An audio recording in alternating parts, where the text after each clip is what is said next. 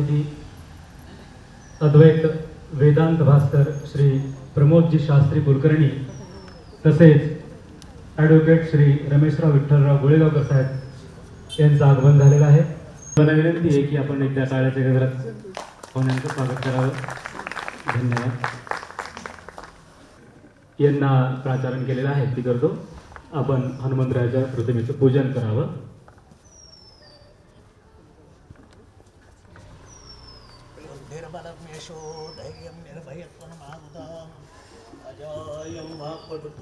हनुमत्तवस्मरणास्मरेदं मुख्यप्राणमहानैवेद्यं समर्पयामि.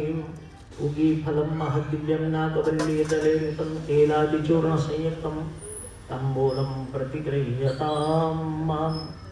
नमस्कारं करोमि मनोजीवं मारुततुल्यवेगं जितेन्द्रियं बुद्धिमतां वरिष्ठं वातात्मजं वानरयुतमुख्यं श्रीरामदूतं शरणं प्रपद्ये. महारुद्र भगवान की जय. प्रभु रामचंद्र भगवान की जय.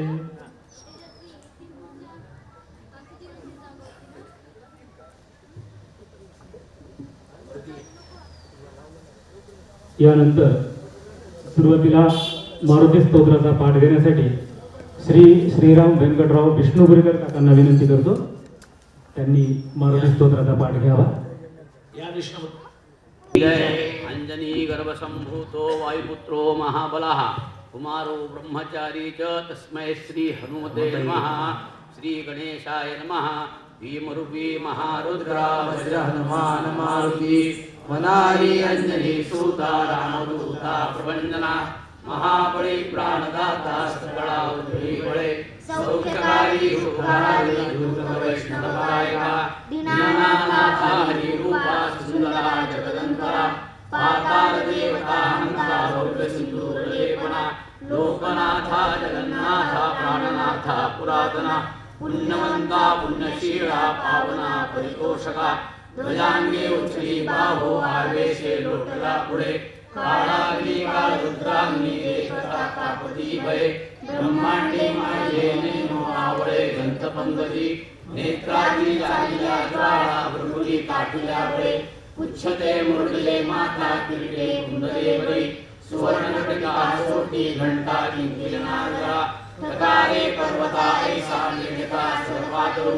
चपळांगपाता मोठे महाविद्युल्लते परी कोटीच्या कोटी उड्डाणे झेपाले उत्तरेकडे मंदादिवसानी भाद्रोणू क्रोधे पाटीला बळे आनिला मागुती नेला आला गेला मनोगती मनासी टाकले मागे गती सिद्धवर्णांचे अनुपासुरी ब्रह्मांडा एवढा उपदातसे तयासी जुळणाकैसी मेरु मंदार ठाकुडे ब्रह्मांडा भोते वेळे वज्रपुच्छ गरुडे तयासी जुळणाकैसी ब्रह्मांडी पादानसे आरक्त देखिले डोळा ग्रासिले सूर्यमंडळा वाढता वाढता वाढे भेदिले शून्यमंडळा धनधान्य कुटुंबी पुत्रपौत्र समस्तहि पावती रूप विद्यादी स्तोत्र पाठे करुण्या भूत प्रेत संबंधादी रोग व्याधी समस्तहि नासती त्रुटती चिंता आनंदे भीमदर्शने हे धरा 15 श्लोकी लावली शोभली बली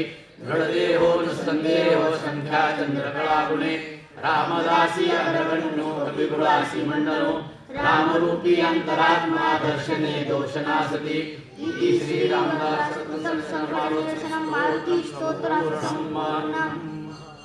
भगवान की जय. आता मुख्य हनुमान चालीसा पठणास सुरुवात होणार आहे. तत्पूर्वी एक गोष्ट मला सांगावीशी वाटते अशी की हा जो आपला भक्तिमय जो काही उपक्रम चालू आहे या उपक्रमामध्ये आज महत्त्वाची गोष्ट अशी आहे की इथे 2 बालकांची हजेरी लागणार आहे. तर त्यांचं कौतुक म्हणून मी त्यांची नावं घेतो आधी आणि आपण सर्वांनी त्यांचं टाळवाजून स्वागत करावं. एकदा चिरंजीव भरत वैभवराव वैद्य आणि दुसरा बालक आहे चिरंजीव विराट चंद्रशेखरराव ताटे. हे दोघंजण आज हनुमान चालीसेचं पठण इथं करणार आहेत. यानंतर चिरंजीव भरत वैभवराव वैद्य. श्री गुरुचरण सरोज रचना निज मन मुकुर सुधारी वर्ण रघुवर विमल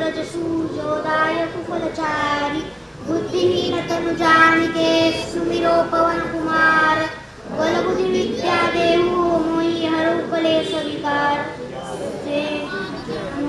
ज्ञान मन ज्ञान गुण सागर जय कपी सती लोक उजागर रामदूत तुलित बलधामा अंजनी पुत्र पवन सुत नाम महावीर विक्रम बजरंगी कुमति निवार सुमति के संगी मनोहर विहार सुबेसा कानन कुंडल कुंचित केसा हाथ वज्र ध्वजा विराजे कांधे मुज जने साजे शंकर सुवन केसरी नंदन तेज प्रताप महाजगवंदन विद्यावान गुणी अति चातुर राम काज करिबे को आतुर प्रभु चरित्र सुनिबे को रसिया राम लखन सीता मन बसिया सूक्ष्म रूप धरि सिंह दिखावा विकट रूप धरि लंक जरावा भीम रूप धरि असुर सहारे रामचंद्र के काज सवारे लाय सुजीवन लखन जियाए श्री रघुवीर हर शिवर लाए रघुपति कीन्ही बहुत बड़ाई तुम मम प्रिय भरत ही समभाई सहस बदन तुम रोज सगावे अस कई श्रीपति कंठ लगावे सनकादिक ब्रह्मादि मुनीसा नारद सारद सहित अहिंसा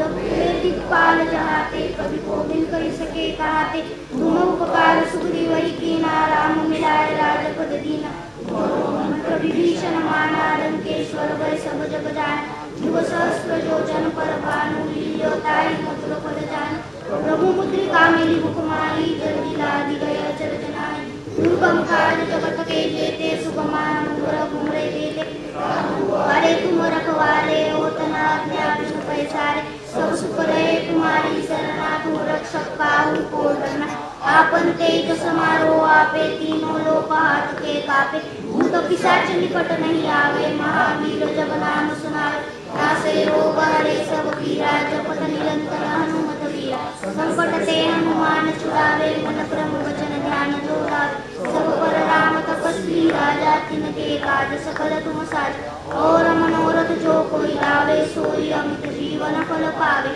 चारों जुग परताप तुम्हारा है प्रसिद्ध सर्वत उजियारा साधु संत के तुम रखवारे असुर निकंदन राम दुलारे अष्ट सिद्धि नव निधि के दाता असवर दीन जानकी माता राम रसायन तुम्हारे पासा सदा रहो रघुपति के दासा तुम्हारे भजन राम को पावे जन्म जन्म के दुख विसरावे अंत काल रघुवर पुर जाई जहाँ जन्म हरि भक्त कहा और देवता चित्तन करे हनुमत से सर्वस्व करे संकट कटे मिटे सब पीरा जो सुमिरे हनुमत बलवीरा जय जय जय हनुमान गोसाई कृपा करो गुरुदेव की नाई जो सतबार पाठ कर कोई छूटई बंदी महासुख होई जो यह पढ़े हनुमान चालीसा होय सिद्धि साकी गौरीसा तुलसीदास सदा विचेरा कीजे नाथ हृदय महाडेरा पवन तय संकट हरण मंगल मूर्ति रूप राम लखन सीता सहित हृदय बहु सुरभु सियावर रामचंद्र की जय पवन सुत हनुमान की जय उमापति महादेव की जय।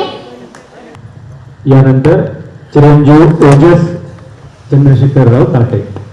गुरुर सरजन जन निज मन मुकुर सुधारी वरण रघुवर जसु जो जाय कुबचारी बुद्धिहीन तनु जानिके सुमिरो पवन कुमार बल बुद्धि विद्या देव मोहि हरु कलेश विकार जय हनुमान ज्ञान गुण सागर जय कबीर लोक उजागर रामदूत अतुलित बलधामा अंजनी पुत्र पवन सुत नामा महावीर विक्रम बजरंगी कुमति निवार सुमति के संगी कंचन रवि रविराज सुबेसा कानन कुंडल कुंचित केसा हाथ ध्वजा विराजे आगे मुंज जनेऊ साजे कर स्वर्ण केसरी वंदन तेज बदानो वंदन विद्यावान गुणी अति चातुर राम काज करिए को आतुर प्रभु चरित्र सुनिबे को रसिया राम लखन सीता मन बसिया सूक्ष्म रूप धरि सिंह दिखावा विकट रूप धरि लंक जरावा भीम रूप धरि असुर संहारे रामचंद्र के काज सवारे लाय संजीवन लखन जियाए, श्री रघुबीर हर सयूर लाए। रघुपति कीन्ही बहुत बड़ाई, तुम रघुवीर भर जग समवाई। सजन जन रोज सगावे, अस कहि श्रीपति कंठ लगावे। सनकादिक ब्रह्मादि मुनीसा, नारद सारद सहित अहिसा। जम्मू कुबेर दिखवाल जहाजे, कवि कोविद कहि सके गहाजे। तुम उपकार सुग्रीव कीना, राम विराज राजपद दीना। तुमरो मंत्र विभीषण माना, लंकेश्वर भय सब जग जाना। जुग सहस्र योजन पर भानु, लील्यो ताहि मधुर फल जानू। प्रभु मुद्रिका मेरी मुख माही, जरंगाल जय अजर जनाई। दुर्गम काज जगत के जेते, तुम अनुग्रह तुम रे देते। राम दुआरे तुम रखवारे, ओदन आज्ञा बिनु पैसारे। सब सुख लहे तुम्हारी सरना, तुम रक्षक काहू को डरना। आपन तेज सभारो आवे, तीनों लोक हाकते काबे। दूत निवाज कटन नहीं आवे, महावीर जब नाम सुनावे। नासे रोग हरे सब वीरा, जपलई नंदन हनुमत वीरा। संकट ते हनुमान छुड़ावे, मंकरुजन राम जोड़ावे। सकल राम दोष सी राजा, तिनके काज सकल तुम साजा। और रमोगण जो कोई लावे, सोई अमर जीवन फल पावे। चारों जुग बनताब तुम्हारा, हे प्रसिद्ध जगत उजियारा। साधु संत के तुम रखवारे, असुर विकंदन राम दुलारे।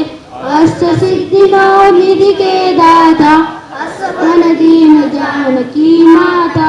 राम रसायन तुम्हारे पासा, सदा हो रघुपति के दासा। तुम्हें भजन राम को पावे, जन्म जन्म के दुख बिसरावे। अंत काल रघुकुल पुर जाई, जहाँ हमारी भक्त कहाई। और देव का चित्तन धरहि, हनुमत से सर्व सुख करहि। संकट कटे मिटे सब पीरा, जो सुमिरे हनुमत बलबीरा। जय जय जय हनुमान गुसाई, कृपा करो गुरुदेव की नाई। जो सतबार पाठ कर होई, सुरति वंदी महासुख होई। जो यह पढ़े हनुमान चालीसा, होय सिद्धि साकी गौरीसा। तुलसीदास सदा हरि चेरा, कीजे नाथ हृदय महाडेरा। पवन तनय संकट हरण, मंगल मूर्ति रूप। मामतल सीता सहित, हृदय में सुनो पवन हनुमान की जय। उमापति महादेव की जय। वेदशास्त्र संपन्न श्री प्रभाकर गुरुजी नित्रुडकर यांना विनंती करतो, त्यांनी रामरक्षाचा पाठ करावा।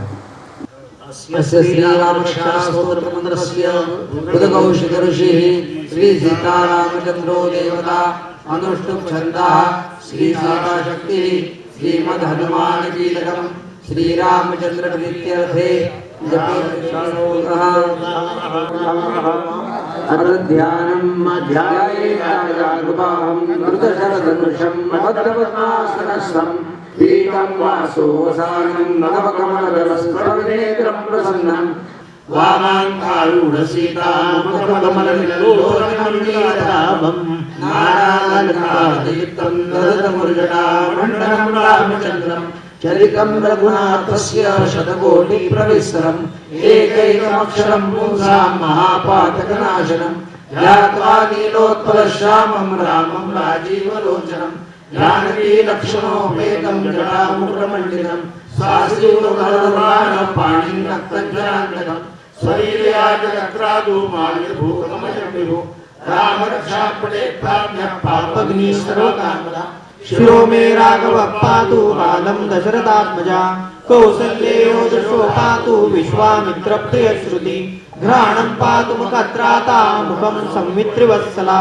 जिह्वा विद्यानिधिः पातु स्कण्ठं भरतवन्दिता स्कन्धो दिव्यायुधः पातु भुजो भग्नेशकार्मुकः करो सीतापतिः पातु हृदयं जामदग्नजित् मध्यं पातु करध्वंसी नाभिं जाम्बवदाश्रया सुग्रीवेशकटिः पातु शक्तिनी हनुमत्प्रभु ऊरुरगुत्तमः पातु रक्षः कुलविनाशकृत जानुनी सेतकृत् पातु जङ्गे दशमुखान्तकः पादो विभीषणः श्रीदः पातु रामोऽखिलं वपु एतां रामलोपेतां रक्षाय सुकृती पठेत् सचिरायुसुखी पुत्री विजयी विनयी भवेत् पातालभूतलव्योमचारिणश्छद्मचारिणः न द्रष्टुशक्तास्ते रक्षितं रामनामभिः रामेति रामभद्रेति रामचन्द्रेति वा स्मरन् नरो निलिप्यते पापैर्मुक्तिं मुक्तिं च विन्दति जगज्जैत्रैकमन्त्रेण रामनाम्नाभिरक्षितं यः कण्ठे धार्ये तस्य करस्था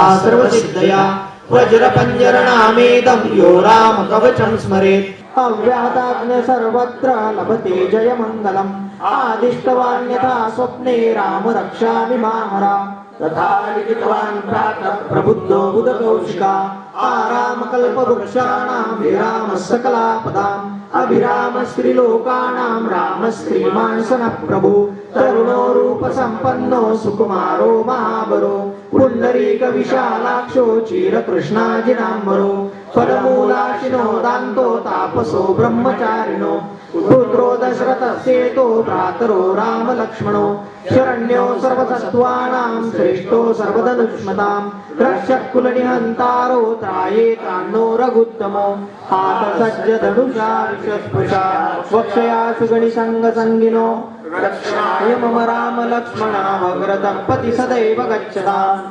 सन्नद्धकवची खड्गी चापबाणधरो युवा गच्छन्मनरथोऽस्माकं रामः पातु स लक्ष्मणा रामो दाशरथी शूरो लक्ष्मणानुचरो बली काकुत्स्थ पुरुषः पूर्णा कौसल्येयो रघुत्तमा वेदान्त वेद्य यज्ञेश पुराण पुरुषोत्तमा जानकी वल्लभ श्रीमान् अप्रमेय पराक्रमा इत्येतानि जपन् नित्यं मद्भक्त श्रद्धयान्विता अश्वमेधादिकं पुण्यं सम्प्राप्नोति न संशया रामं दुर्वादलश्यामं पद्माक्षं पीतवाससं सुवन्ति नामभिर्दिर्वे न ते संसारिणो नराः रामं लक्ष्मणपूर्वजं रघुवरं सीतापतिं सुन्दरं काकुत्स्थं करुणार्णवं गुणनिधिं विप्रप्रियं धार्मिकं राजेन्द्रं सत्यसन्धं दशरथतनयं श्यामलं शान्तमूर्तिं वन्दे लोकाभिरामं रघुकुलतिलकं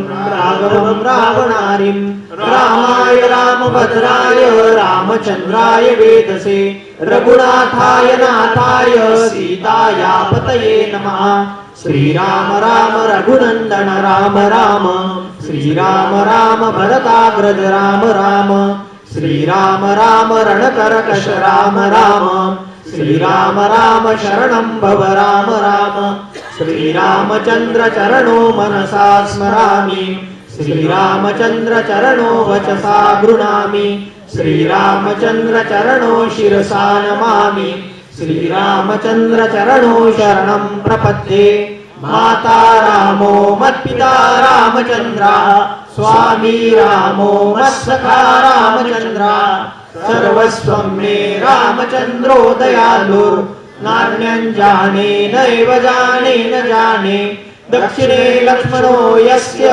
वामे तु जनकात्मजा पुरतो मारुतिर्यस्य त्वं वन्दे रघुनन्दनं लोकाभिरामं रणरङ्गधीरं राजीवनेत्रं रघुवंशनाथं कारुण्यरूपं करुणाकरन्दं श्रीरामचन्द्रं शरणं प्रपद्ये मनोजवं मारुततुल्यवेगं जितेन्द्रियं बुद्धिमतां वरिष्ठं वातात्मजं वानरयूथमुख्यं श्रीरामदूतं शरणं प्रपद्ये कूजन्तं राम रामेति मधुरं मधुराक्षरम् आरुह्य कविता शाखा वन्दे वाल्मीकिकोकिलम् आपदामपहर्तारं दातारं सर्वसम्पदां लोकाभिरामं श्रीरामं भूयो भूयो नमाम्यहम् वर्जनं भवबीजानां मर्जनं सुखसम्पदां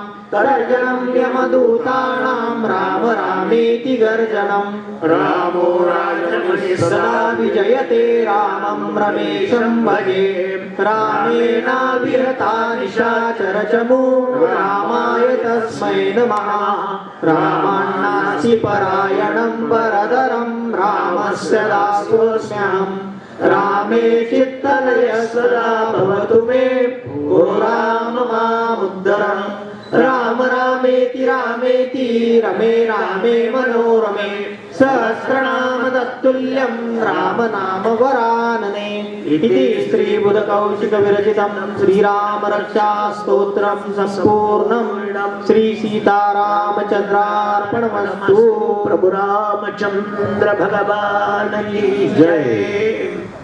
यानंतर आता आपल्या सर्वांना संबोधनपर काही शब्द बोलणार आहे.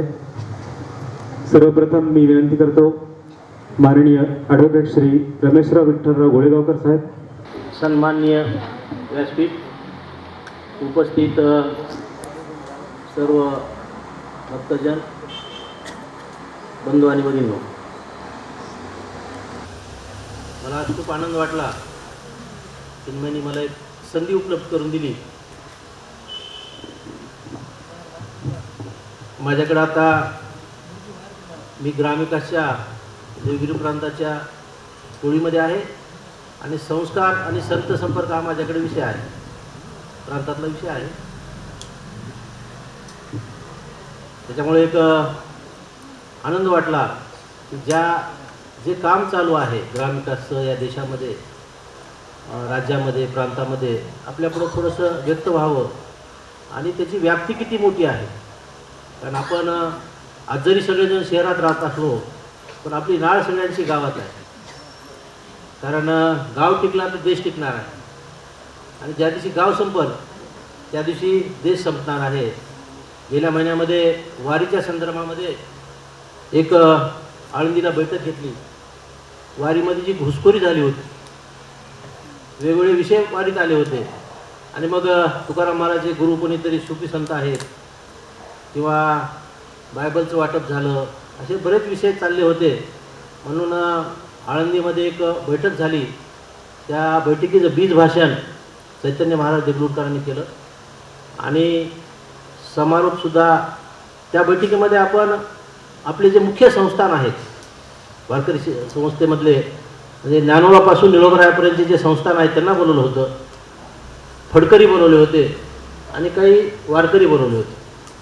तिथे वक्त्यांनी एक वाक्य सांगितलं, तेवढंच तुम्हाला सांगतो आणि तो विषय ते थांबवतो. त्यांनी सांगितलं की ज्या दिवशी गावातली बाई दारू प्यायला सुरू करेल त्या दिवशी आपला देश संपला.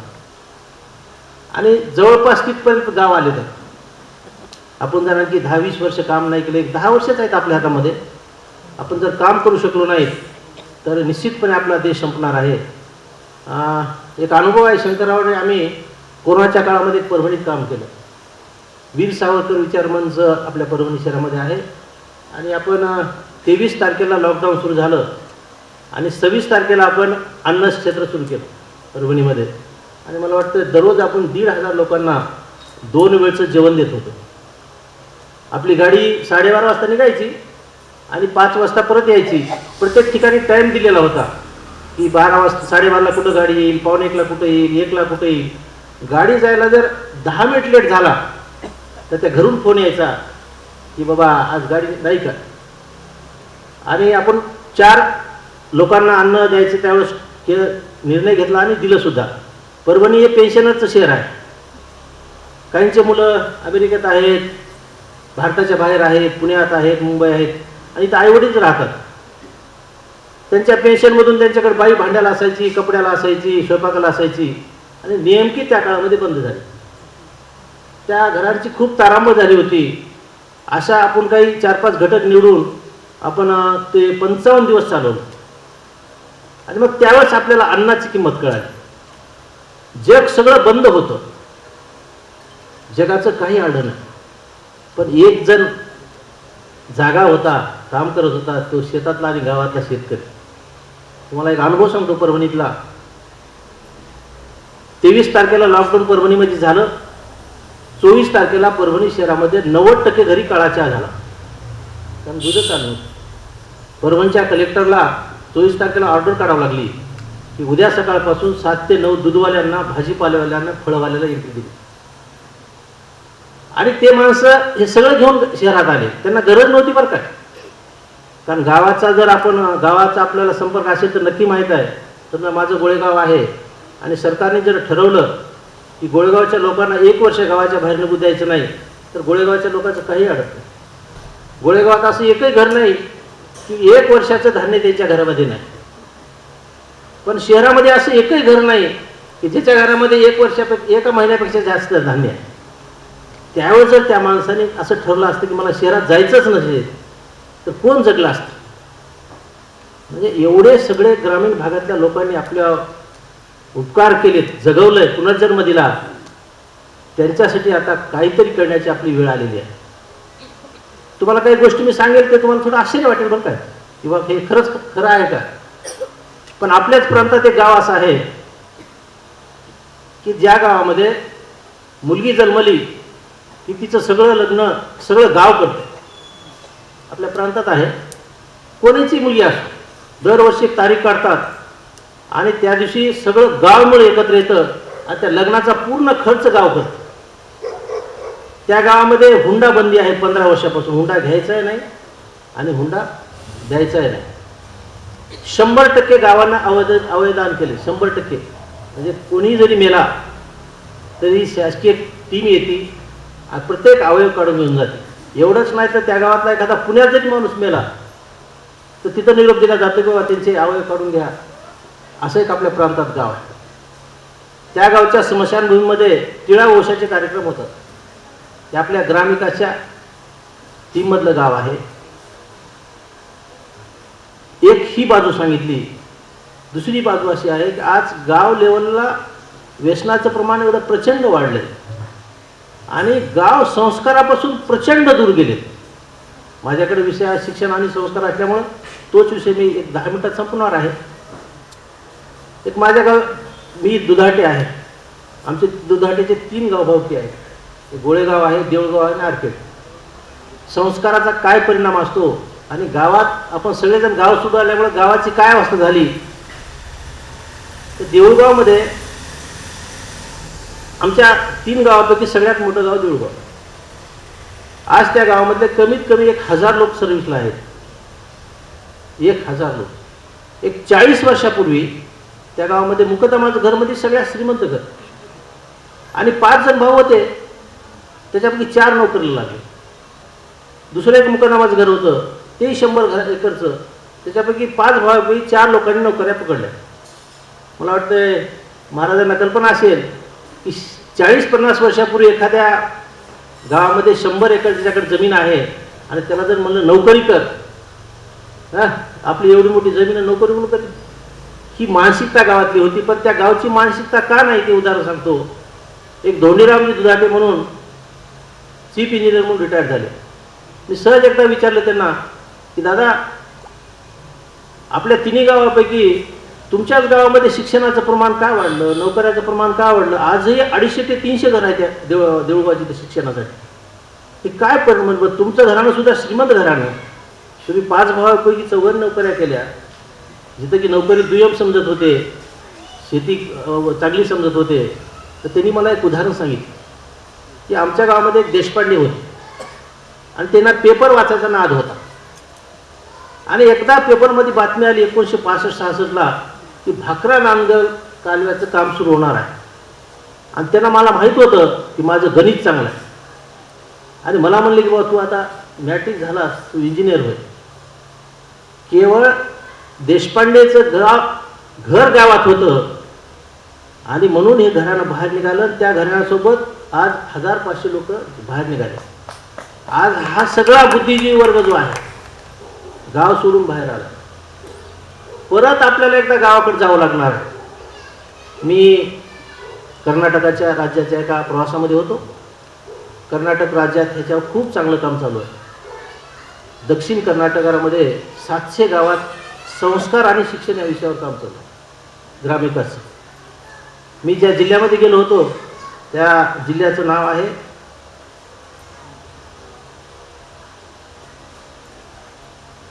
चक्काबल्लापुरा जिल्हा आहे आणि गुडीबंडे तालुका आहे. 105 गाव आहेत त्या तालुक्यामध्ये. त्याच्यापैकी 45 गावामध्ये ग्रामविकासचं काम चालू आहे. काम इतकं बारीकीनं चालू आहे की शाळेतले जे मुलं आहेत, शाळा सोडून त्यांना 2 तास बाजूला घ्यायचं आणि 2 विषयावर काम करायचं. 1 तास अभ्यास शाळेच्या शिक्षणावर अभ्यास घ्यायचा, मग गणित असेल, विज्ञान असेल, इंग्रजी असेल, आणि दुसरा 1 तास जो आहे पूर्ण संस्कारावर. मग त्याला गावातले खेळ सगळे खेळवायचे. रोज एखादं स्तोत्र पाठ करून घ्यायचं. सोमवार असेल तर महादेवाची आरती करायला लावायची, मंगळवार असेल तर देवीची आरती करायला लावायची, बुधवार असेल तर विष्णूची आरती करायला लावायची, शनिवार असेल तर हनुमान चालीसा म्हणायला लावायचा. अशा पद्धतीनं गावामध्ये काम चालू आहे. आणि हे झाले 5 दिवस. शनिवारी मात्र 2 तास पूर्ण फक्त संस्काराचा विषय. मग त्या दिवशी गावातले सगळे पोरं एकत्र करायचे. मग आईवडिलाच्या पाया का पडलं पाहिजे, आंघोळ करून आपण शाळेत का गेलं पाहिजे, गंधाचा टिळा का लावला पाहिजे, त्याच्यानंतर मंदिराचं दर्शन का घेतलं पाहिजे, ही सगळा उपक्रम चालू आहे. माझं दुपारी जेवण झाल्यानंतर मला त्यांनी काही 2-3 गावाला भेटीला दिलं. ज्या पहिल्या गावात मी ज्या भेटीला गेलो त्या गावची लोकसंख्या होती 500 आणि त्या गावामध्ये सगळे जनजाती. त्या गावामध्ये संख्या मॅक्झिमम जनजातीची. पण तुम्हाला आश्चर्य वाटेल की त्या गावामध्ये सगळ्यात जास्त ड्रायव्हर, दुसऱ्याच्या गाड्यावर राहणारे. रोडवरचं गाव आहे आणि गावात वाहने भरपूर आहेत, पण एकही डराव व्यसनी नाही. एकही व्यसनी ड्रायव्हर नाही. 100% व्यसनमुक्त गाव. 100% प्लॅस्टिक बंदी असणारं गाव. त्याचा बेस काय, वर्ग आहेत. आणि दुसरं जो आहे, गावामध्ये दर शुक्रवारी 2 तास महिलांचं भजन असतं मंदिरामध्ये, आणि शनिवारी महिलांचं भजन असतं 2 तास, आणि रविवारी महिलांचं आणि पुरुषांचं 2 तास भजन असतं. आम्ही ज्यावेळेस चर्चा केली तर त्यांनी सांगितलं की आमच्या गावातली धार्मिक शक्ती जागृत. आमची ही धार्मिक शक्ती जागृत असल्यामुळं आज ते गाव उभा टाकायच्या तयारीत आहेत. आपल्याला सगळ्याला हेच करावं लागेल की गावातली धार्मिक शक्ती उभी करायचा प्रयत्न करावा लागेल. त्या दृष्टीने आम्ही आपल्या जिल्ह्यामध्ये, महाराजांना माहीत आहे आम्ही काय काम सुरू केलं. आम्ही गेली 4 वर्ष झालं तुकाराम महाराज गरुड यांच्या मार्गदर्शनाखाली 30 ते 32 गावात ज्ञानेश्वरी पारायण सुरू केले. फक्त 18 वर्षातले मुलं. आणि आग्रह नाही द्यायचा की त्यांनी रोज 100च वया वाचाव्यात, महिन्याला पारायणच करावं, असा काही आग्रह नाही. आणि 1 पैसा सुद्धा जमा करायचा नाही. आम्ही सांगितलं उदबत्ती सुद्धा आणायची नाही. पूर्ण 2-2.5 हजार ग्रंथ आतापर्यंत तुकाराम महाराज गरुडने ह्या गावामध्ये दिलेले आहेत. आणि ज्या ज्या गावामध्ये ज्ञानेश्वरी पारायण चालू आहे तिथल्या मुलांचं वाचन सुधारलं, गणित सुधारलं, त्यांचं एकंदरीत वर्तणूक सुधारली. आणि हे शाळेतल्या शिक्षकांनी आम्हाला सांगितलं. म्हणून ह्या सगळ्या कामामध्ये आपल्याला जिथं जिथं योगदान देता येईल तिथं देण्याचा प्रयत्न करावा. मला या ठिकाणी बोलण्याची संधी दिली, व्यक्त होण्याची संधी दिली, त्याबद्दल मी चौधरीचं धन्यवाद व्यक्त करून मी थांबतो. नमस्कार. धन्यवाद साहेब. अतिशय सुंदर शब्दामध्ये आपण मार्गदर्शन केलं. खूप खूप धन्यवाद. यानंतर अद्वैत वेदांत भास्कर श्री प्रमोद शास्त्री कुलकर्णी. येषां जरण सान्निध्यात भयमुक्तो भ्रमाम्यहं ज्ञानात् एतदान्वन्दे यज्ञेशां गुरुनायः. माणिक्यवीणा मुकुलालयन्तीं मदालसां मञ्जुलवाविलासां माहेन्द्रनीलद्युतिकोमलाङ्गीं मातङ्गकन्यां मनसा स्मरामि. चतुर्भुजे चन्द्रकलावतंसे कुचोन्नते कुङ्कुमरागशोणे पुण्ड्रेक्षुपाशां कुशपुष्पबाण हस्ते नमस्ते जगदेकमातः. माता मरकतश्यामा मातंगी मदशालिनी कटाक्षेतु कल्याणी कदम्ब वनवासिनी जय मातंग तनये जनी लोत्पलद्युते जय संगीत रसिके जय लीला जगत्प्रिय मनोजवं मारुततुल्य वेगं जितेंद्रिय बुद्धिमतां वरिष्ठं वातात्मजं वानरयूत मुख्यं श्रीरामदूतं शरणं प्रपद्ये. उपस्थित असलेल्या सर्व ज्येष्ठांना, मित्रोडकर गुरूंना, अजयगावकर महाराजांना, विनू गुरु आहेत या सगळ्यांना वंदन करतो. शंकर आहेत, प्रदीप काका आहेत, या सगळ्यांना वंदन करतो आणि काहीतरी बोलायचा प्रयत्न करतो, कारण विषय कोणताच दिलेला नाही मला. त्या दिवशी ज्यावेळेस मी चिन्मयला विचारलं कशावर बोलायचं, तो म्हणला असं काहीच नाही म्हणलं. असं काहीच नाही म्हणल्यानंतर आता मला जे सुचेल, आता जसं जसं सुचेल, कारण माझी मूळ सवय अशीच आहे, कोणी काही विषय दिला तर मी फार अभ्यास करतो, काही असं काही नाही. मला जे जे सुचलं तेच करायची बोलायची सवय आहे, त्याला धरून थोडंसं बोलतो. आज आपण या ठिकाणी मारुतीची उपासना घेतली आणि आत्ता यांनी हा विषय संस्काराचा काढला, धर्मावर येणाऱ्या एकंदरीत संकटाचं. वस्तुतः हे महाराष्ट्राचं वातावरण जे काही राजकीय दृष्ट्या वगैरे घाणेरडं करण्याचा प्रयत्न सुरू झाला, जवळपास 20-22 वर्षापूर्वी शिवधर्माची स्थापनेच्या दृष्टीनं एक मोठी लेखमाला आली होती. कोणाला आठवतं की नाही मला माहित नाही, पण लोकमतमध्ये एक बरीच लेखमाला याच्यावर चालली होती. आणि यशवंत साधू यांनी, कारण नामदेव तुकाराम म्हणायचं का ज्ञानदेव तुकाराम म्हणायचं, इथून तो वाद सुरू केलेला होता, भाषाशास्त्र वगैरे वगैरे त्याच्यामध्ये करून. आणि त्यावेळेस यशवंत साधूंनी ती लेखमाला चालवली होती एक. आणि दुसरी पार्टी होती म्हणजे जी धार्मिक नव्हती पण बीबी जोंधळे यांनी ती बरीच लांब लचक चालवली होती, ती लेखमाला चालली होती. तर त्या लेखमालाचा सगळ्याचा एकंदरीत विचार करून मी त्यावेळेस, मला नांदेडला एका कोजागिरी पौर्णिमेला व्याख्यानाला बोलवलं होतं. त्यावेळेस मी त्यांना सांगितलं होतं की आज सुरुवात आहे, याची सुरुवात, याची जी स्थिती आज तुम्हाला असं वाटत असेल की एक विशिष्ट समाज बाजूला करून बाकीच्यांचा करायचं, ब्राह्मणेतर वाद भडकायची, ही सुरुवात आहे. पण हे संपूर्ण हिंदू धर्मालाच त्रास देणार आहे आणि याची सुरुवात आत्ता आहे. याच्याकडे जर आपण नीट लक्ष दिलं नाही तर आज ना उद्या कोजागिरीमध्ये आपण जर या बाबतीत जागृत राहिलो नाही तर आज ना उद्या आपल्याला या सगळ्यासाठी फार मोठी किंमत मोजावी लागेल, असं मी 20 वर्षापूर्वी सांगितलं होतं.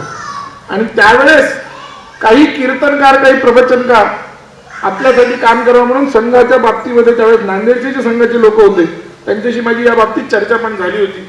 आणि त्याला धरून मग पुढं काही कार्य यथाशक्ती प्रत्येक जण आपापल्या परीने करत आहे. संस्कार करणं यासाठी सर्वात सोपी जर कोणती देवता असेल तर ती मारुती आहे. तो भागातून मी बोलायला लागलो. संस्कारासाठी सर्वात सोपी कोणती जर देवता, आणि तुम्हा आम्हाला सगळ्यांना एकत्र करणारी जर कोणती देवता असेल, म्हणजे जात नाही, पंथ नाही, संप्रदाय नाही, वय नाही, काहीच नाही, असं कुठली भाषा नाही, या सगळ्यांना एकत्र करणारी जर कोणती देवता असेल, पूर्ण भारताला एकत्र करणारी जर कोणती देवता असेल, आणि ज्याचा आम्ही आपल्या डोळ्याने अनुभव आत्ताच 2 वर्षापूर्वी घेतलेला आहे, ती म्हणजे देवता आहे, ती म्हणजे प्रभू रामचंद्र. हे लक्षात घ्या. रामचंद्रांची ज्यावेळेस स्थापना होती तो 22 जानेवारीला जो काही वातावरण होतं आणि त्यावेळेस एक दिव्य जे चैतन्य होतं आपल्या ह्याच्यामध्ये, तसं चैतन्य अलीकडल्या काळात आपण अनुभवलेलं नाही.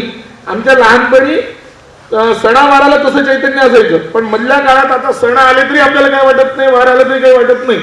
पण 22 जानेवारीला 2024 त्या दिवशी रामस्थापनेच्या वेळेस जे वातावरण होतं, मी ते वातावरण, मी त्याच्यासाठी नांदेडला जात होतो, सगळीकडे पाहिलं, अगदी आबालवृद्ध, तिथं जात, पंथ, धर्म, संप्रदाय या सगळ्याला विसरून जी माणसं एकत्र आले होते, आनंदित झाले होते.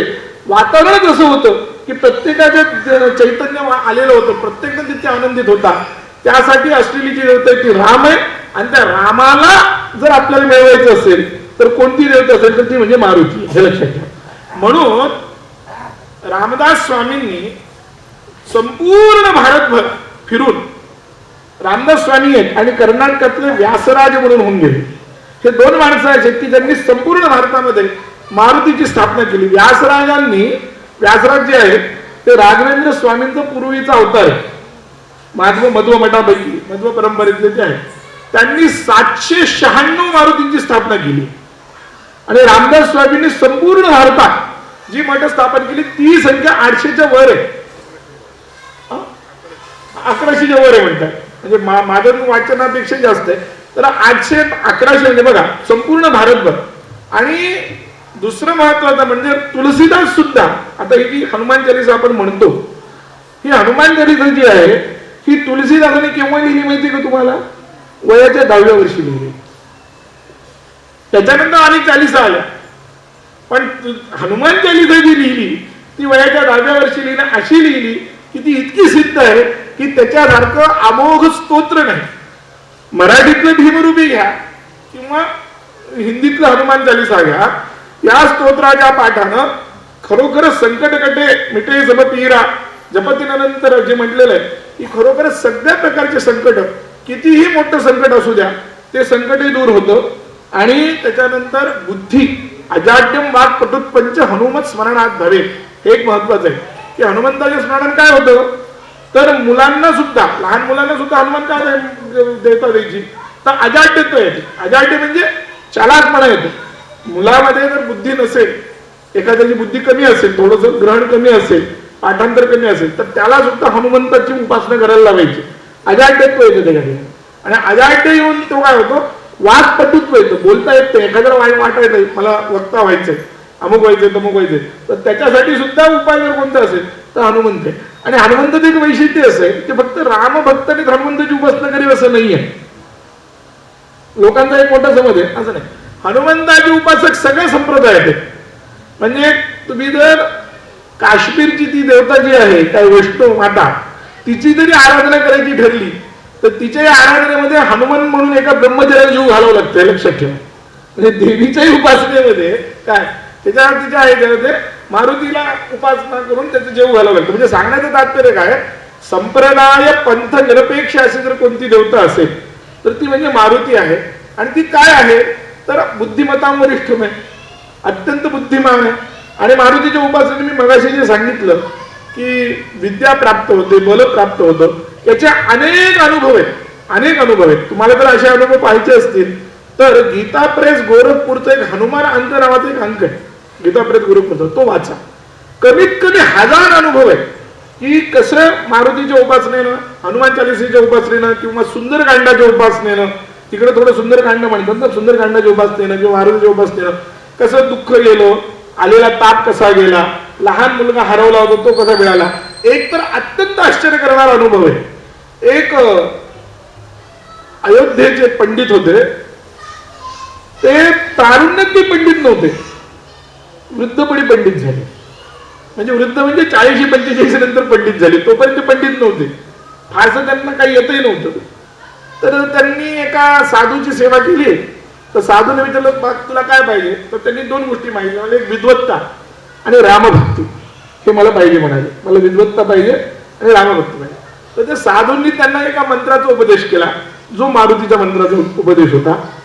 आणि तो मंत्राचा उपदेश केला आणि त्यांनी त्याप्रमाणे ते अनुष्ठान वगैरे केलं. तर त्यांना स्वप्नामध्ये मारुतीरायांनी दर्शन दिलं.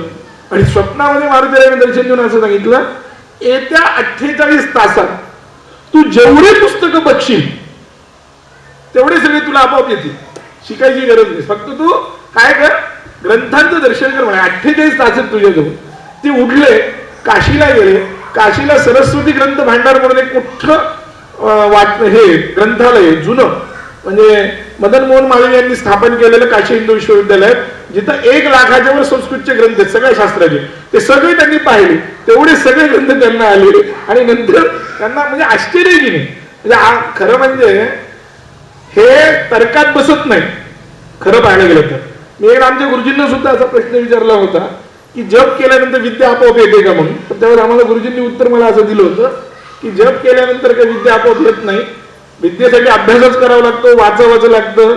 आणि फक्त जपानं तुला समजण्याची योग्यता येईल म्हणजे त्याच्या पुढे काही येणार नाही, अभ्यास करावाच लागतो असं म्हणले होते. पण त्याच्या पुढे जाऊनची ही घटना, त्याच्या पुढे जाऊनची ही घटना कोणती की वयाच्या 40-45 वर्षी त्यांनी ते 48 तासामध्ये ते सगळे ग्रंथ पाहिले. आणि नंतर त्यांच्या विद्वत्तेचा संपूर्ण विद्वत समाज आदर करत असतो, इतकी विद्वत्ता त्यांना आली.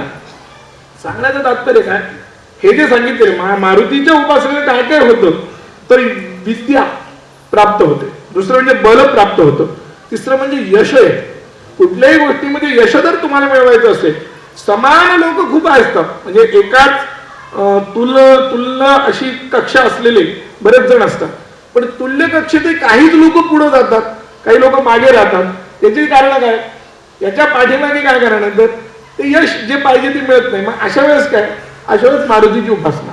म्हणजे बाकी आता काय म्हणतात त्याला, कुंडलीतले ग्रह कसे असतील काय असतील तो वेगळा मुद्दा आहे, तो चिंतनाचा विषय वेगळा आहे. पण काहीच बघितलं नाही आणि काम करायचं, मारुतीची उपासना करत राहायची. कुठलीही काही जरी झालं, म्हणजे कोणतंही संकट आलं, एकतर असा मारुतीचा मंत्र की 33 तास जर त्याचा जप केला तर कुठलंही संकट दूर होतं. कुठलंही संकट, कितीही मोठं संकट असू द्या, 33 तास त्याचा जप करायला पाहिजे. मात्र त्याचं त्यांनी गणित सांगितलेलं आहे. कार्यम असाध्य साधक स्वामी असाध्यन तब किं वद रामदूत कृपा सिंधो, रामदूत कृपा सिंधो मग कार्यम साधयत प्रभो, असा तो मंत्र आहे. की हे भगवंता, म्हणजे या मंत्राचा अर्थ असं, असाध्य साधक स्वामी, जे असाध्य वाटतं तेही मारुती राज कृपा करून देतात. साधक आहेत ते. असाध्य तब किं वद, या जगतामध्ये असाध्य असं काहीच नाही. आणि हे हा म्हणजे फक्त कोणी मारुतीचा भक्त बनतो असं नाही. स्वतः प्रभू रामचंद्रांनी म्हटले. प्रभू रामचंद्र असं म्हणाले, तुम्ही जर सुंदरकांड काढून पाहिलं वाल्मिकी रामायणाचं, तर वाल्मिकी रामायणामध्ये सुंदरकांडामध्ये प्रभू रामचंद्र असं म्हणतात की मारुतीनं अहंच रघुवंशश्च लक्ष्मणश्च, मी रघुवंश आणि लक्ष्मण हे मारुतीनं अनेक जन्म रूढी करून ठेवले. कारण सीतेचा शोध त्यांनी करून आला. सीतेचा शोध जो केला तो अन्य कोणालाही शक्य नव्हता. कारण 100 योजना विस्तार असलेला तो समुद्र, त्याला उल्लंघून तिथपर्यंत जायचं आणि तिथून पुन्हा वापस यायचं, ही ताकद कोणातही नव्हती.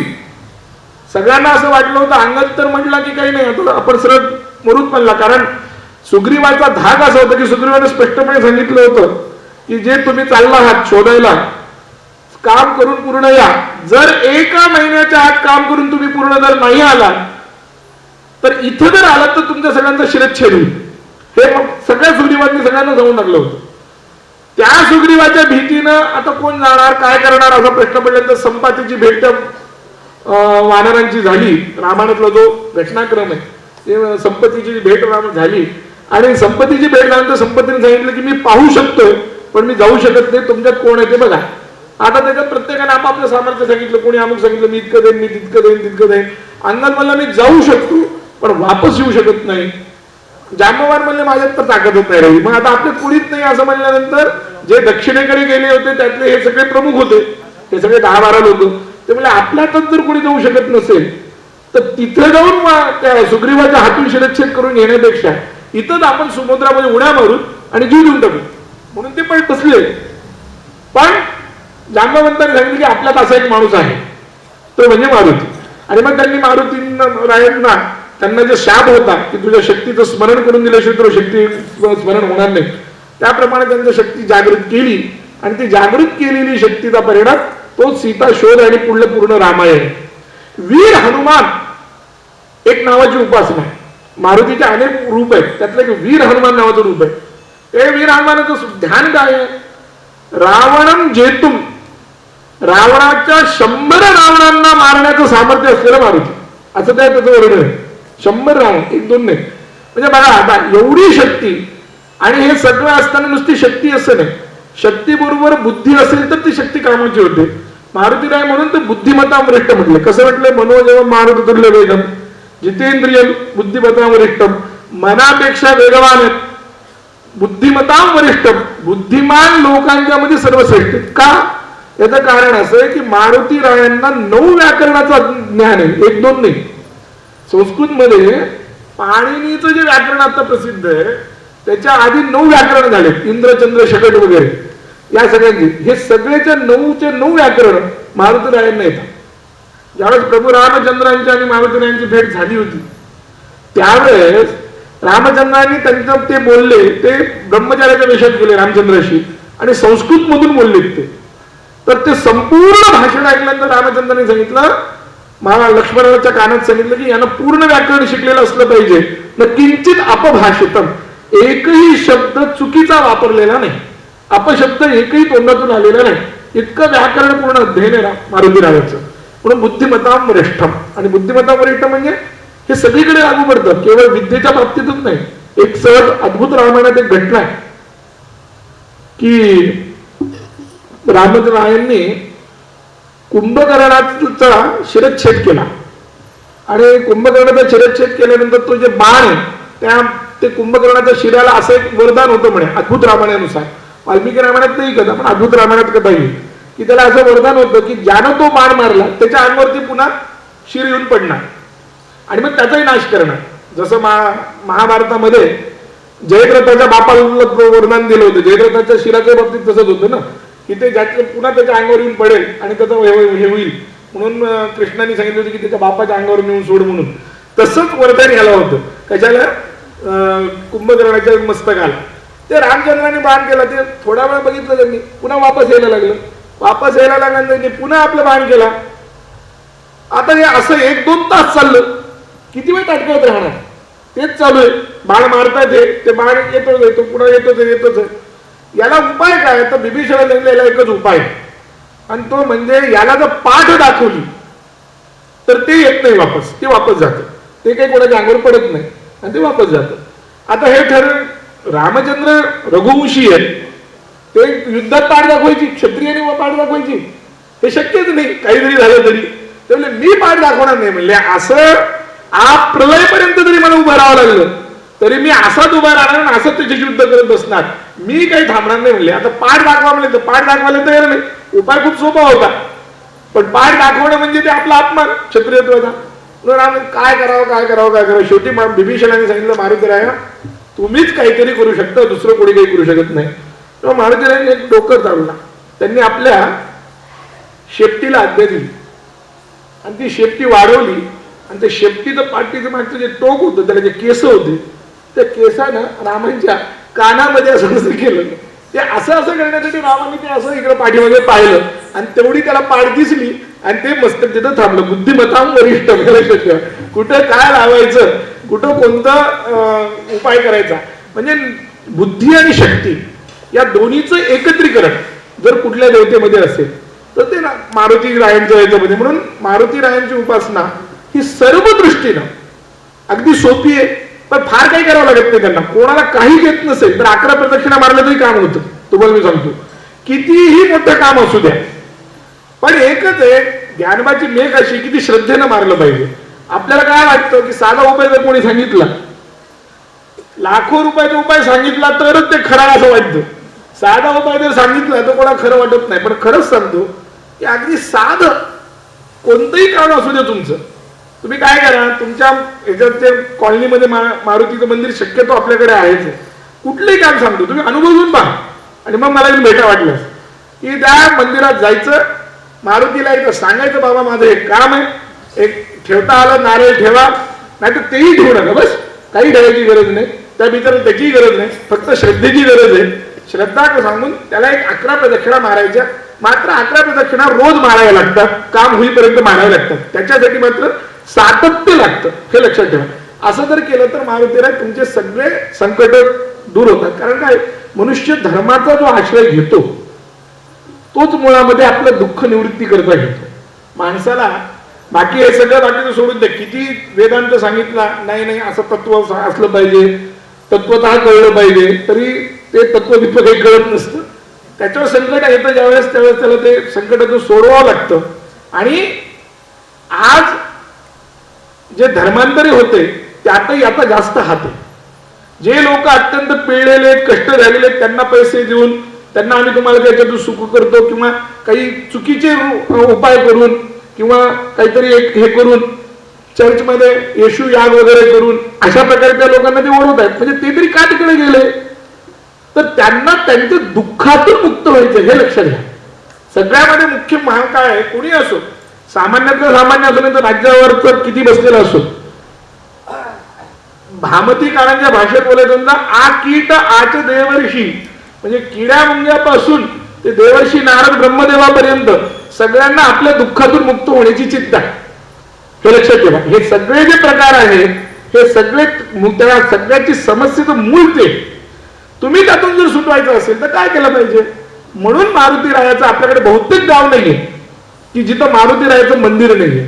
सगळ्या गावामध्ये कितीही लहानातलं लहान गाव असू द्या, बहुतेक आपल्याकडे गाव नाहीये की जिथं मारुतीरायाचं मंदिर नाही. तर सांगायचं तात्पर्य काय आहे, तर सर्व देवता तर आहेतच, प्रत्येकाची आपापली कुलदेवता असते, आपापली इष्टदेवता असते, गुरुमंत्राचा जप असतो, ते सगळं असतं. पण आपल्या इष्टदेवतेवरची भक्ती वाढावी म्हणूनही मारुतीची उपासना केली पाहिजे, हे लक्षात ठेवा. तुमची देवता कोणती असू द्या, देवी असेल, गणपती असेल, कोणती असू द्या, पण आपल्या इष्टदेवतेची भक्ती वाढावी असं ज्याला वाटतं त्याच्यासाठी सुद्धा जर कोणता उपाय असेल, कारण मारुती इतकं महाभक्त नाही. मारुती राजे आहेत ना, ते सूर्याचे शिष्य आहेत. म्हणजे सूर्य असा एक गुरु आहे की त्याचा जो विद्यार्थी आहे की एकच विद्यार्थी त्यांना असं घडवलं की सगळ्या जगाला हे सगळं करणार. अलग लक्षात, सूर्याचे शिष्य, सगळ्या विद्या सगळं काय ते त्यांच्याकडे. पण रामरायावरची त्यांची भक्ती आहे ती इतकी अतूट आहे की ज्यावेळेस सगळेजण गेले, प्रभू रामचंद्रांनी सांगितलं की आता आमचं जाण्याचा वेळ आला, 11,000 वर्ष राज्य करून रामरायांच्या बरोबर सगळे लोक गेले ना सरयूमध्ये. अयोध्येतल्या लोकांनी पण आपला देह सोडला, सगळेच वैकुंठात गेले. म्हणजे तुम्हाला येतं का? ते म्हणले अजून मला तुमचं रामनाम घेण्याची जी वासना आहे ती अजून माझी थांबलीच नाही, मला अजूनही रामनाम घ्यावंच वाटतं. म्हणून जोपर्यंत रामनाम असेल तोपर्यंत मी या पृथ्वी तलावर राहीन, असं मला आशीर्वाद द्या, असं त्यांनी मागितलं. म्हणजे काय, इतकी निष्ठा, रामभक्ती इतकी, एवढी. म्हणजे वैकुंठ पद आला असताना सुद्धा वैकुंठ पद त्यांनी सोडून दिलं. रामाबरोबर जाता आला असतं तर वैकुंठ पद, एरवी वैकुंठ पद त्यांचं सिद्धच आहे, पण सतत नामस्मरण, हे कोण नामस्मरण आहे. आणि दुसरी गोष्ट मी मगाशी म्हणल्याप्रमाणे की प्रभुराम म्हणजे सर्वात चिरंजीव देवता, आपल्या जवळची जर कोणती देवता असेल तर ती म्हणजे मारुतीराय. ती सप्त चिरंजीवापैकी एक आहे. तर बोलवलं की आता म्हणजे या पृथ्वी तलावर असलेली तर ती उंची देवता आहे. आणि तुम्ही पहा, रामायण जिथं जिथं चालतं तिथं तिथं मारुतीराय येतात, म्हणजे येतात, 100% येतात, हे लक्षात ठेवा. त्यासाठी आपल्याकडे जुनी परंपरा अशी होती की रामायण चालू असताना त्याच्या बाजूला एक आसन ठेवलं जायचं, ते आसन मारुतीरायासाठी असायचं. आणि इतर सगळे ग्रंथांचं पारायण समाप्त झालं तरी पारायण झाल्यानंतर सुद्धा आपण काय करतो की पुन्हा एकदा पहिला अध्यायाचे 5 ओव्या घेतो, पण रामायणाच्या बाबतीत करत नाहीत आपण तसं. कशामुळं, म्हणजे ही परंपरा ज्यांना माहिती त्यांच्यासाठी सांगेल. त्याचं कारण आहे की पुन्हा मारुतीराय तिथे ताटकळत बसतात. म्हणून मारुतीराय ताटकळत म्हणून रामायण समाप्ती झाली तर पुन्हा पहिला मंगलवाक्याचा श्लोक घेतला जात नाही, असं हे रामायणाच्या बाबतीत आहे. तर मारुतीची जी उपासना आहे ही मोक्ष देणारी पण आहे. जशी ती लौकिक दुःख दूर करणारी आहे तशी मारुतीराय जे आहे ते मोक्ष देणारे पण आहे. ज्ञान जे आहे त्यांच्या ठिकाणी जे काय, कारण ते स्वतः शंकर सुवन केसरी नंदन आहे. नाही, तो वाद तो रामभद्राचार्यांनी काढलाय, पण मूळ परंपरा जी आहे ती कसं आहे, मारुतीच्या बाबतीत समजून घ्यायचं असेल तर ते कसं आहे की तो वातात्मक जरी असला तरी शंकराचा अंश आहे, रुद्रांश आहे. म्हणून शंकर सुवन, जसं अर्जुन आहे की नाही, अर्जुन हा नराचा पण अवतार आहे आणि इंद्राचा पण अवतार आहे. अर्जुनात जसं दोघांचे अंश आहे तसं मारुतीमध्ये सुद्धा शंकराचा पण अंश आहे आणि याचा पण अंश. म्हणून ज्ञानम गिरीशा असा एक नियम आहे. ज्ञान जर प्राप्त करून घ्यायचं असेल तर ते शंकराच्या उपासनेनं, त्याचं स्वरूप सोपं स्वरूप म्हणजे मारुतीराय. त्यामुळे संपूर्ण ज्ञान कुठलेही असू द्या, रामचंद्रांचं ज्ञान काय, जगताचं कुठलंही ज्ञान असू द्या, कुठली विद्या असू द्या, ती सगळी भगवान मारुतीरायांच्या ठिकाणी सिद्ध आहे, तटस्थ आहे. आणि त्यामुळं ती केव्हाही कुठल्याही क्षणी त्यांची उपासना केली म्हणजे ज्ञानही प्राप्त होतं, मोक्षही प्राप्त होतो. म्हणून एक प्रकारात म्हणतात की काही देवतांची उपासना केली तर भोग मिळतो, काही देवतांची उपासना केली तर मोक्ष मिळतो. पण मारुतीराय असेल भोगश्च मोक्षश्च करस्थ एव, त्या देवतेची उपासना केली भोगही मिळतो, मोक्षही मिळतो. म्हणून ही देवता जी आहे ती मुद्दामून आपल्या समोर शक्ती, ज्ञान, बल, बुद्धी आणि प्रत्युत्पन्न मतिता ह्या सगळ्या गुणांचा एकत्र समुच्चय जर कोणाकडे असेल, म्हणजे प्रभू रामचंद्रांच्या नंतर प्रभू रामचंद्रामध्ये हा सगळ्या गुणांचा समुच्चय आहे, त्याच्यानंतर जर कोणामध्ये असेल रामायण काळामध्ये तर तो फक्त मारुतीरायामध्ये. म्हणून रामचंद्रांच्या नंतर अत्यंत लोकप्रिय व्यक्तिमत्व कोणतं जर तरी मारुतीराय झालं. आणि म्हणून हेच मारुती आपल्या सगळ्यांच्या समोर उपासनेसाठी म्हणून रामदास स्वामींनी ठेवले, सगळ्याच्या समोर ठेवले. त्याचं कारण आहे की त्या काळात त्यांनी सगळीकडे मारुतीची उपासना केली. तर हे हनुमान चालीसाचं जे आहे, जो 112 पाठ कर कोई, सत या शब्दाचा अर्थ काही जण 100 म्हणतात, पण काही जण 7 वेळा असं म्हणतात. आणि याचा अनुभव आहे की रोज जर 7 वेळा हनुमान चालिसाचा पाठ केला तर तो पाठ अत्यंत सिद्ध होतो. फक्त एक आहे की आधी लवकर सिद्ध जर करायचं असेल तर आधी रामरक्षा म्हणली पाहिजे. त्या पाठाचं जर सिद्धी करायची असेल तर पहिल्यांदा रामरक्षा म्हणायची आणि मग 7 वेळा पाठ करायचा, म्हणजे ते सिद्ध होतं. असो, भगवंताच्या इच्छेनं आपण सगळे एकत्र आज सामूहिक उपासनेची गरज आहे. वस्तुतः हिंदू धर्मामध्ये व्यक्तिगत उपासनेला जास्त बळ दिले, म्हणजे तप जे आहे ते एकानंच करावं असा नियम आहे. एकच तपित विरुद्ध आहे. तप हे जे आहे ते एकाच आहे. पण आता आजची काळाची गरज पाहता संघे शक्ती कलयुगे, कलियुगामध्ये संघामध्ये शक्ती आहे. तो ही सामूहिक उपासना आपण सगळे करत आहोत. या उपासनेतून मूळ आपला धर्म वाचला पाहिजे, आपली बुद्धी टिकली पाहिजे. बुद्धी एकदा प्राप्त झाली की सगळं प्राप्त होत असतं, हे लक्षात घ्या. म्हणून चाणक्यानं असं म्हटलं की माझं सगळं गेलं तरी चालेल, पण तू बुद्धिस्तू मागान मम, माझी बुद्धी जाता का पाहिजे. मिळालेलं सगळं गेलं तरी मी पुन्हा मिळवेन, पण माझी बुद्धी असली पाहिजे. तर ती बुद्धी प्राप्त होऊन आपल्या धर्माचं तेज वाढून एवढीच हनुमंतरायांच्या चरणी प्रार्थना करतो आणि माझं थोडंसं लांबलेलं भाषेत थांबवतो. सियावर रामचंद्र की जय, पवन सुत हनुमान की जय, उमापती महादेव की जय. अतिशय सुंदर शब्दामध्ये धर्मशास्त्रींनी आपल्या प्रवचनातून आपल्याला मार्गदर्शन केलं. खूप खूप धन्यवाद. यानंतर आरती होणार आहे. मी ॲडव्होकेट श्री रमेशराव विठ्ठलराव गोळेवाकर साहेबांना विनंती करतो आपण आरतीसाठी यावं. मंगलम भगवान विष्णु मंगलम गरुडध्वजा मंगलम पुंडरीकाक्षो मंगलायतनो हरिः. सत्राने उड्डाण हुंकार बदने करगम भूमंडल सिंधू जगनी कडांडे ब्रह्मांड नाकी त्रिभुवनी सुरवर निशाचर झाला फळनी. जय देव जय हनुमंता हो स्वामी हनुमंता, तुझे प्रतापे राले कृतंदा. जय देव डुंडुमले पाताळ उडला त्रिशब्द, सगळा धने धर्माने लागले लोक काढले पर्वत उडुच्छेद. रामे राम दासा शक्तीचा शोध. जय देव जय हनुमंता हो स्वामी हनुमंता, तुझे प्रतापे राले कृतंदा. जय देव कर्पूर गौरम करुणावतारम संसार सारम भूतेन्द्रारम सदा वसंतं हृदयारविंदे भवं भवानी हरिवन्नमामि. मंगलार्मालांकुरजालकाय भक्तपालवालांकुरिशेखराय दिव्यांबराय चैतन्यराय नमः शिवाय. श्रीरामचंद्र हनुमत देवताय नमः. करपूरनीराञ्जन दीपं समर्पयामि.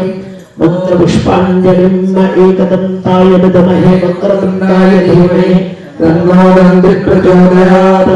कात्यायनाय विद्महे कन्याकुमारिकाय च धीमहि तन्नो दुर्गः प्रचोदयात्. नारायणाय विद्महे वासुदेवाय धीमहि तन्नो विष्णुः प्रचोदयात्. सच्चिदानन्दाय विद्महे पूर्णभूताय धीमहि तन्नो सद्गुरुः प्रचोदयात्. रुद्र भगवान की जय. या निकाली च पापाने जन्मांतर कृतानि वितानि सर्वाणि नश्यन्ति प्रदक्षिणा पदे अन्यभाव शरणं ममेव शरणं मम तस्मात् कारुण्यभावेन रक्ष परमेश्वर मंत्रहीनं क्रियां भक्तिनं सुरेश्वर. यत् पूजितं मया देवोन्मुखस्मै आवाहनं न जानामि न जानाति तवार्त्यं पूजां जानामि क्षम्यतां परमेश्वर. मनोजवं मारुतिवेगं जितेन्द्रियं भक्तिमतां देशं महात्मजं बालविलोकमुख्यं श्रीरामदूतं शरणप्रपदे. महारुद्र भगवान की जय, रामचंद्र भगवान की जय. प्रसाद